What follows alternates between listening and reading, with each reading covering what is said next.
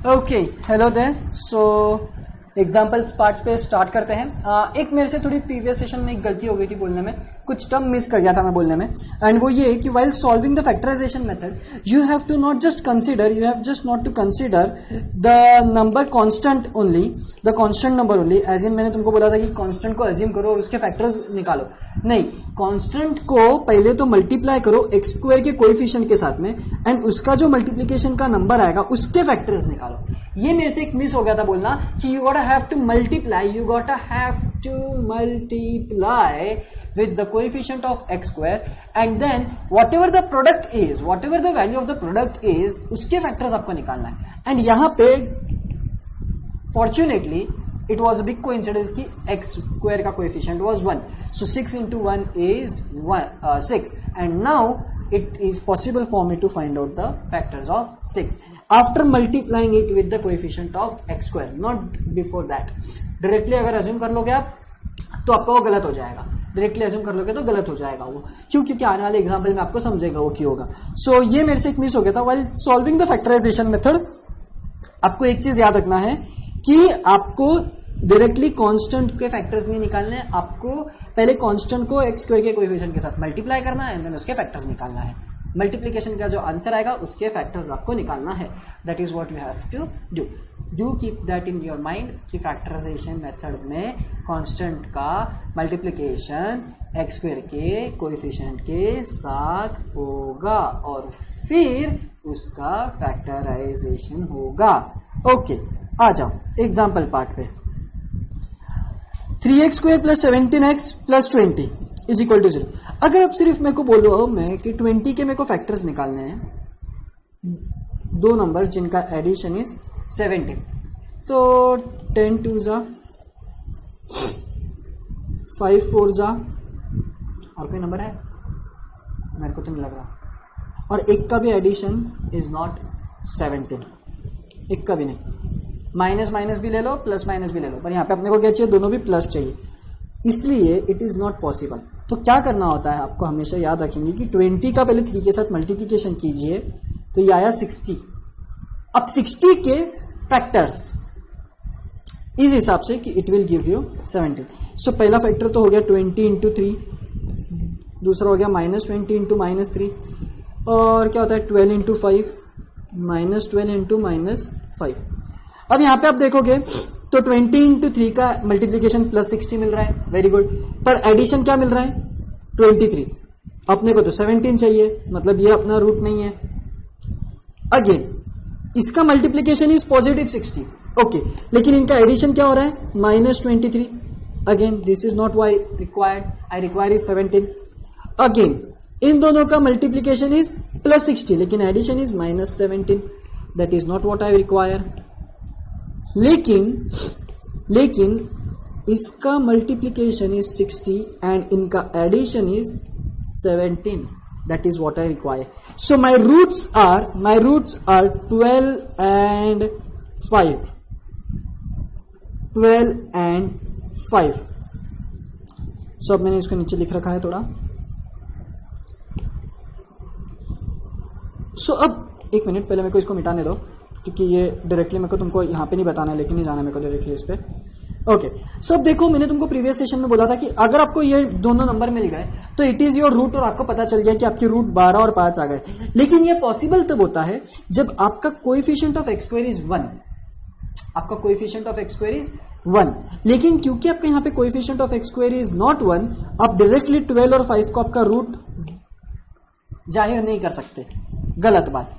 आपको क्या करना पड़ेगा in such case, you will have to write down 3x square plus 12x plus 5x plus 20 is equal to 0। Take out the 3x common, so you are left with 4 plus x। Take out 5 common, so you are left with x plus 4 equal to 0। Now you can take common x plus 4, so now you have 3x plus 5 with you is equal to 0. Now अब ये equal to, ये क्या बता रहा है, इस चीज का इंटरप्रिटेशन क्या होता है पता है क्या, दोनों का मल्टीप्लिकेशन का आंसर आ रहा है 0। इसका मतलब मैं ये बोल सकता हूं कि मेरे को एक बात बताओ, 2 इंटू क्या करूं तो मेरे को आंसर 0 मिलेगा, 0, बरोबर ना। या 0 के साथ में ऐसा क्या मल्टीप्लाई करूं मैं, मेरे को 0 मिलेगा, 2 मल्टीप्लाई कर दे भाई, क्या फर्क पड़ रहा है। सो इसका मतलब इन आइदर केस 2 या तो 0, पहले 0 0 था, अब 2 0 हो गया, है ना। In order to get the answer 0, पहले 0 को 0 रखा था, अब 2 को 0 रख दिया था। सिमिलरली यहां पे भी देखो क्या होगा, इसका मतलब क्या होता है, x प्लस 4 की वैल्यू 0 होगी और 3x प्लस 5 की वैल्यू 0 होगी। मैं इसको अलग अलग कलर से लिखता हूं, x प्लस 4 का वैल्यू 0 होगा, अगर ये 0 मैं यहां पे पुट करूंगा तो मेरे को ये कुछ इसका आंसर मिलेगा। और अगर मैं ऐसा बोलता हूं कि भाई नहीं ये 0 नहीं है, रेड एरो जिसके ऊपर है वो 0 नहीं है, ये 0 है, तो क्या, तो और 3x प्लस 5 इक्वल टू 0। और इन दोनों के दम पे अब मेरे को दो अलग अलग आंसर मिल जाएंगे, x इक्वल टू -4 और x इक्वल टू -5/3।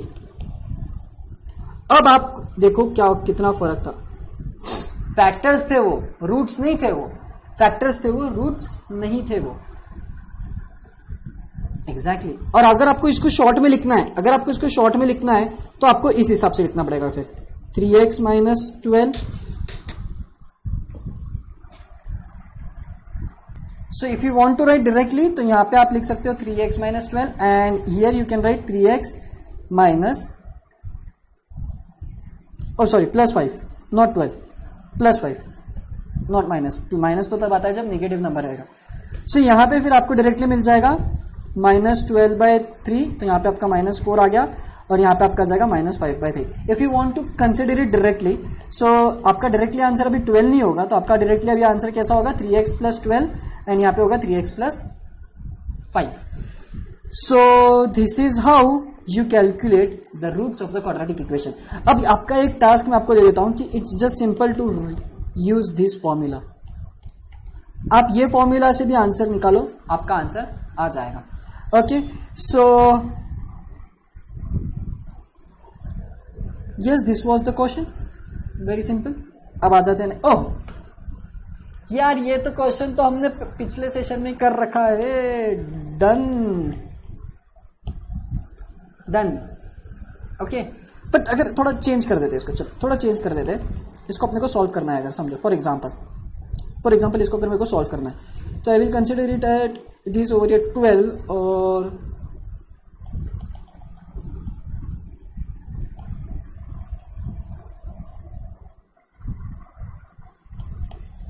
-7x। अब मेरे को बताओ कि यहां पे क्या होगा, यहां पे होगा पहले इन दोनों का multiplication, 2 × 6 will give me 12, okay. और मेरे को अब इनके दो रूट्स निकालने हैं। तो सबसे पहली बात तो 12 के दो रूट आते हैं, 2 × 6, फिर -2 × -6, 3 × 4, -3 × -4। भाई इसका तो आंसर 8 आ रहा है, नहीं चाहिए। इसका आंसर -8 आ रहा है, क्लोज बट नहीं चाहिए, -7 चाहिए था। इसका आंसर 7 आ रहा है, नहीं चाहिए। इसका आंसर -7 आ रहा है और एडिशन और मल्टीप्लीकेशन भी क्या आ रहा है, +12। सो मैं क्या लिखूंगा, -3 -4। इनका एडिशन मेरे को दे देगा -7, इनका addition, let me just draw bigger circle.